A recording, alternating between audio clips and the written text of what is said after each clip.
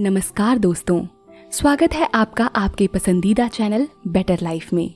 Better life एक ऐसा channel जो आपकी जिंदगी को और भी बेहतर बनाता है। आज का विषय काफी अलग है। आज हम ना सिर्फ आपका मार्गदर्शन करेंगे बल्कि आपकी उंगली पकड़कर उस मार्ग पर आपको चलना भी सिखाएंगे। आज जिस सफर पर हम आपको लेके जाने वाले हैं वो है मैनिफेस्टेशन की शक्ति। मैनिफेस्टेशन यानी जो भी चीज हमें चाहिए उसे आकर्षित करना। आज हम सिर्फ 21 दिनों में मैनिफेस्टेशन की शक्ति को सीखेंगे। जी हाँ, सिर्फ 21 दिन में। आज की वीडियो में हम हर एक दिन को अलग अलग समझेंगे और देखेंगे कि कैसे सीढ़ी दर सीढ़ी हम अपनी मनचाही इच्छा को पा सकते हैं। तो आइए चलते हैं इस सुनहरे सफर पर। इन 21 दिनों के पहले दिन हम कुछ साधारण व्यायाम करेंगे, जैसे सांस अंदर और बाहर खींचना, थोड़ा स्ट्रेचिंग करना इत्यादि। इसके साथ हम अपने दिमाग को शांत रखने की कोशिश करेंगे। आने वाले दिनों में हमें जो कुछ भी सीखना है उसके लिए हम अपने दिमाग में जगह बनाएंगे। इसके लिए जरूरी है हम पुरानी बेवजह बातों को भूल जाएं, माफ करने वालों को माफ करें और आगे बढ़ें।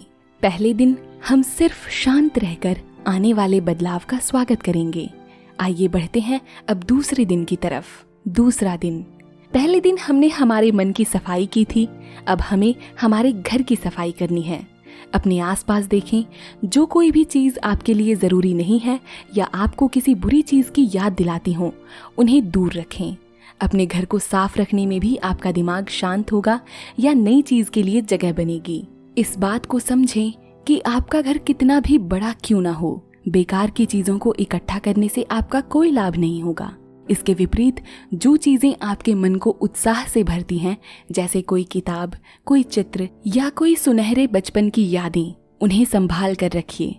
आप देखेंगे कि अपने आसपास ये सकारात्मक वस्तुओं को रखने से आप भी खुश और उत्साहपूर्ण महसूस करेंगे। तीसरा दिन। आज के दिन हम खोजेंगे कि हमें जीवन से क्या चाहिए। हमारे लिए एक आदर्श जीवन कैसा होना चाहिए। ना सिर्फ ये बल्कि हम ये भी जानने की कोशिश करेंगे कि हमें ये सब क्यों चाहिए। बिना ये जाने कि हमारे मकसद के पीछे कारण क्या है, हम अपने मकसद के प्रति इतने समर्पित नहीं हो सकते। चलते हैं अगले दिन की ओर। चौथा दिन। आज हम अपने सभी लक्ष्यों को लिखेंगे। आप इसे कोई डायरी में लिख सकते हैं, आप चाहें तो किसी कागज पर, कोई चार्ट पेपर पर अपने लक्ष्य लिख सकते हैं। अब एक दीवार पर, अलमारी पर या घर में कहीं भी जहां आप इसे रोज देख सकें, इसे चिपका दें। लिखें जो आप पाना चाहते हैं, सीमाओं में बंधकर नहीं, आजाद लिखिए। हर बड़ी से बड़ी चीज लिखिए, बड़े से बड़ा लक्ष्य लिखिए। कुछ भी नामुमकिन नहीं है। इन्हें लिखकर चिपका देने से और हर रोज सुबह उठकर देखने से और पढ़ने से आपका सबकॉन्शियस माइंड उन्हें हासिल करने के प्रति रीप्रोग्राम होने लगेगा। अब बढ़ते हैं 5वें दिन की तरफ। इस दिन आपको एक योजना बनानी होगी, एक स्टेप बाय स्टेप प्लान अपने मकसद को पाने का। उदाहरण के तौर पर मान लीजिए आपका लक्ष्य है 10 किलो वजन कम करना। अब आप एक योजना बनाएं कि आपको कितने महीनों में वजन कम करना है, हर महीने में कितना वजन कम करना है, कितने दिनों में वजन कम करना है इत्यादि। आपको ये भी प्लान करना होगा कि आप वजन कम करने के लिए क्या करेंगे, जिम ज्वाइन करेंगे, योगा करेंगे या फिर टहलने जाएंगे इत्यादि। यानी आपको एक व्यापक योजना बनानी होगी अपने मकसद की। आपके मन में एकदम साफ तस्वीर होनी चाहिए कि आप उस मकसद को कैसे पाएंगे। ये तस्वीर इतनी साफ होनी चाहिए कि आपके मन में ऐसा लगे कि जैसे आप उस चीज को पहले ही पा चुके हैं, यानी एक आदर्श वजन। जैसे कि इस उदाहरण में आप कल्पना कर चुके हैं कि आप पतले होके कैसे लगेंगे। अब चलिए बढ़ते हैं छठे दिन पर। दिन छठा। इस दिन हमें बनाना है एक ड्रीम बोर्ड यानी स्वप्न तख्त। ये आप एक बड़े कार्डबोर्ड पर या नोटबुक पर या कोई ड्राइंग बुक में बना सकते हैं। हाँ, अगर आप चाहें तो ऑनलाइन भी बना सकते हैं, जैसे कि पिंटरेस्ट, फेसबुक इत्यादि पर। अगर आप चाहें तो आप अपनी गैलरी में भी बना सकते हैं। अब आपको खोजना है वो सब चीजें जो आपके सपने से ताल्लुक रखते हैं। जैसे हमारे वही उदाहरण को ले लें, अगर आप वजन कम करना चाहते हैं तो फिट बॉडी की कतरने अखबार या मैगजीन में से काट सकते हैं। हाँ, अगर आप ऑनलाइन या गैलरी में ड्रीम बोर्ड बना रहे हैं तो इन तस्वीरों को सेव करें या फिर पोस्ट कर सकते हैं। इसको और आगे बढ़ाते हुए आप चाहें तो एक्सरसाइज के वीडियो सेव कर सकते हैं। इसके अतिरिक्त आप मोटिवेशनल कोट्स भी लिख सकते हैं। ये आपका पर्सनल स्पेस है, इसे आप जैसा चाहें वैसा सजा सकते हैं। 7वां दिन, ये दिन बहुत ही रोचक है। इस दिन आपको कोई ऐसा गीत सुनना है जो आपके सपने से मेल खाता हो, जैसे कोई प्यार भरा गीत अच्छे जीवन साथी के लिए, कोई प्रेरणात्मक गीत पढ़ाई के लिए। अब इस गाने को चलाइए, इसकी धुन में नाचिए और गाइए। अपने आप को इस गाने के साथ इतना जोड़ लीजिए कि जब भी ये गीत चले आप झूम उठें। 8वां दिन, इस दिन कोई एकांत जगह में बैठिए। अपने दिमाग में इस लक्ष्य की साफ तस्वीर बना लीजिए, बल्कि न केवल उसकी तस्वीर बल्कि उसके भाव, संवेदना, संगीत आदि सभी को महसूस करें। खुद को इसमें इतना मिला लीजिए कि आप ये महसूस करने लगें कि वो लक्ष्य आप पा ही चुके हैं। अब आगे बढ़ते हुए चलते हैं 9वें दिन पर। 9वां दिन, याद करें आपने चौथे दिन आपके लक्ष्य तथा उसकी कुछ बातें एक डायरी या किसी ड्रीम बोर्ड पर लिखी थी। 9वें दिन इन्हीं बातों को दोहराना है। एक शीशे के सामने खड़े हो जाइए और इन्हें जोर जोर से बोलिए। ऐसा महसूस कीजिए कि ये आपके लिए ही बने हैं या फिर आप इन्हें पा चुके हैं। आइए जानते हैं आपको इन्हें बोलना कैसे है। मान लीजिए आपका लक्ष्य है खूब सारा धन, तो आपको शीशे के सामने बोलना है, मेरे जीवन में धन का भंडार है, या मैं असीम दौलत कमाना चाहता हूँ या चाहती हूँ। अगर आप चाहते हैं कि आपसे सब प्यार करें तो खुद से कहें कि मैं प्यार के काबिल हूँ या मुझसे हर कोई प्यार करता है। आप ऐसा हर रोज कहें। इसके अतिरिक्त अगर आप चाहते हैं कि आप बहुत सुंदर हों तो खुद को शीशे में हर रोज देखिए और कहिए कि मैं खूबसूरत हूँ। मेरी नज़र में तो आप सब खूबसूरत हैं। यकीन मानिए, इस सुंदरता को महसूस कीजिए। ऐसा बिल्कुल भी ना करें कि आप बोल कुछ रहे हों और मन में इसके विपरीत भाव ला रहे हों। एक एक बात को महसूस करें और माने, विश्वास करें कि ये 100% सत्य है। 10वां दिन, इस दिन आपको लिखना है अपने लक्ष्य के बारे में दिल खोलकर। जो भी आपके दिमाग में आता है उसे लिखिए, चाहे कितने भी बुरे विचार क्यों ना आते हों। अपने लक्ष्य को केंद्र में रखते हुए उसके बारे में लिखिए। लिखिए कि उसे पाना कैसा होगा, लिखिए कि आप उसे पाकर कैसा महसूस करेंगे, लिखिए कि आपके आसपास के लोगों का आपके प्रति व्यवहार कैसे बदलेगा। हर एक चीज जो आपको इम्पोर्टेंट लगे लिखिए। 10वें दिन आपको बस अपने लक्ष्य को हासिल करने के बारे में विस्तार से लिखना है। जितना ज्यादा लिखना है, कोई सीमा नहीं है। विस्तार से लिखिए, पूरी स्वतंत्रता से लिखिए। बस 10वें दिन आपको इतना ही करना है। बढ़ते हैं अब 11वें दिन की तरफ। 11वें दिन में आपने 10वें दिन जो भी संदेह या बुरे विचार अपने लक्ष्य के प्रति लिखे हैं उन्हें देखें। सोचें कि ये क्यों है, आपके साथ ऐसा क्या हुआ कि आपके मन में उस लक्ष्य के प्रति ये संदेह है। इस बारे में सोचिए।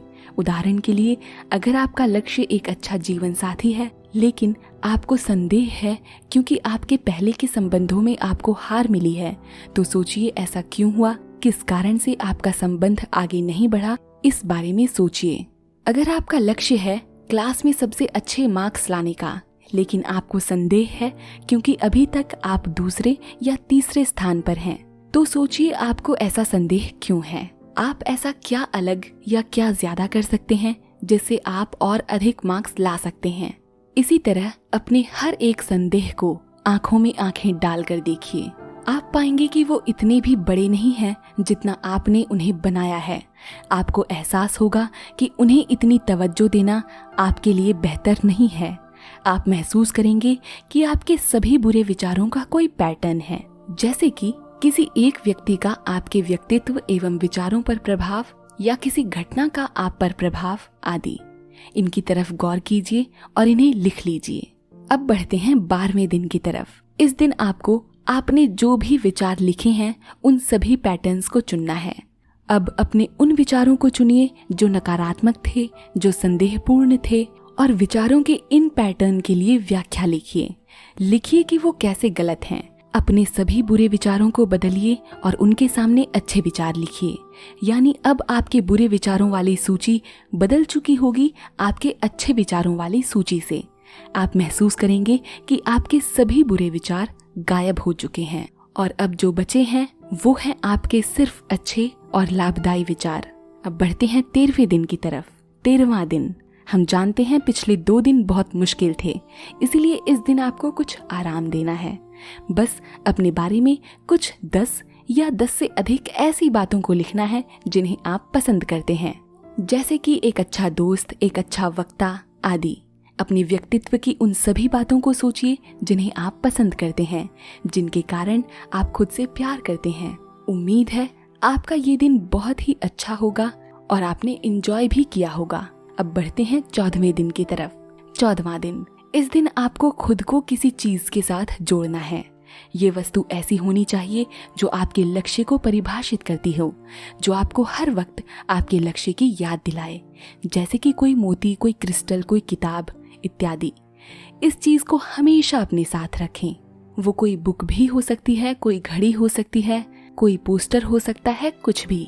अपने लक्ष्य के साथ जुड़ी चीजों को अपने साथ रखने से आपका चेतन और अवचेतन मन हर वक्त आपको उस लक्ष्य की याद दिलाएगा। उदाहरण के तौर पर मान लीजिए आप चाहते हैं कि आपका गुस्सा कम हो जाए या आप शांत व्यक्तित्व के रूप में उभरें, तो कोई ऐसी धातु या क्रिस्टल अपने साथ रखिए जो आपके गुस्से को शांत रखें। इसे क्रिस्टल उपचार कहते हैं। अब बढ़ते हैं 15वें दिन की तरफ। इस दिन आपको खुद से अलग होकर किसी दूसरे की नज़र से खुद को या खुद के लक्ष्य को देखना है। आप महसूस करेंगे कि ये आपके लक्ष्य के चित्र को और बढ़ाएगी और इसमें और रंग भर के इसे और भी रंगीन बना देगी। 16वां दिन। इस दिन आपको वो सभी चीजें, वस्तु या विकल्प के बारे में लिखना है जिनके लिए आप अपने जीवन में आभार व्यक्त करते हैं। ये कुछ भी हो सकता है, जैसे अच्छा घर, अच्छा खाना, अच्छे पिता, अच्छी माता, अच्छा दोस्त, कुछ भी। उन सभी चीज़ों को लिखकर या उन्हें रोज़ पढ़कर उनके प्रति आभार व्यक्त कीजिए। 17वां दिन। अब जो प्लान आपने 5वें दिन लिखा था उसको फिर से पढ़िए। देखिए कि आप कहाँ तक पहुँचे और कहाँ तक सफल रहे, कहाँ आपकी गलती रही या आप क्या कर सकते हैं अपने लक्ष्य को पाने के लिए। अपनी इस प्रोग्रेस के प्रति अच्छा महसूस करें और गलतियों से सीखें। अब बढ़ते हैं 18वें दिन की तरफ। आपने शाहरुख खान का वो प्रसिद्ध डायलॉग तो सुना ही होगा कि अगर आप किसी चीज को दिल से चाहें तो पूरी कायनात आपको उससे मिलाने की साजिश में लग जाती है। पर क्या कभी आपने सोचा है कि ये कायनात ऐसा करती कैसे है? दरअसल जो कुछ भी हम दिल से चाहते हैं उसके लिए हमें ये कायनात संकेत देती है। संकेतों के मुताबिक हमें सही राह मिलते हैं।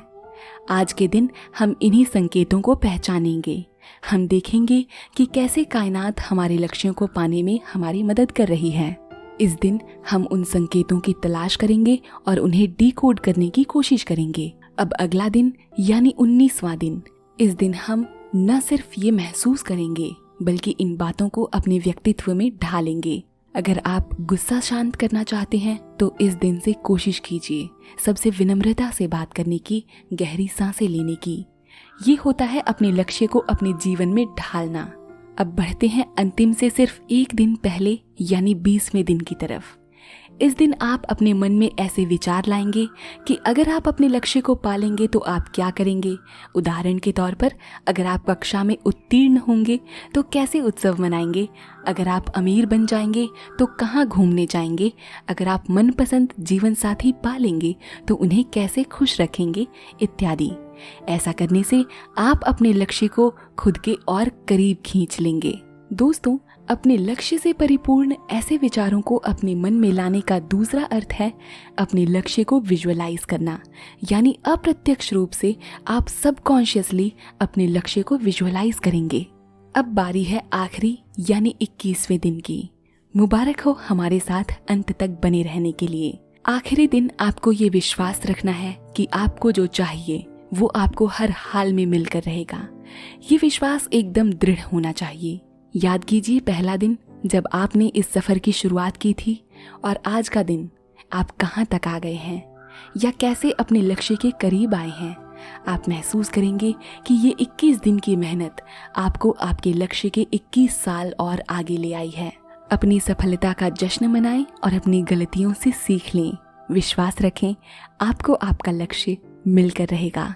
इस वीडियो को अंत तक देखने के लिए आपका धन्यवाद।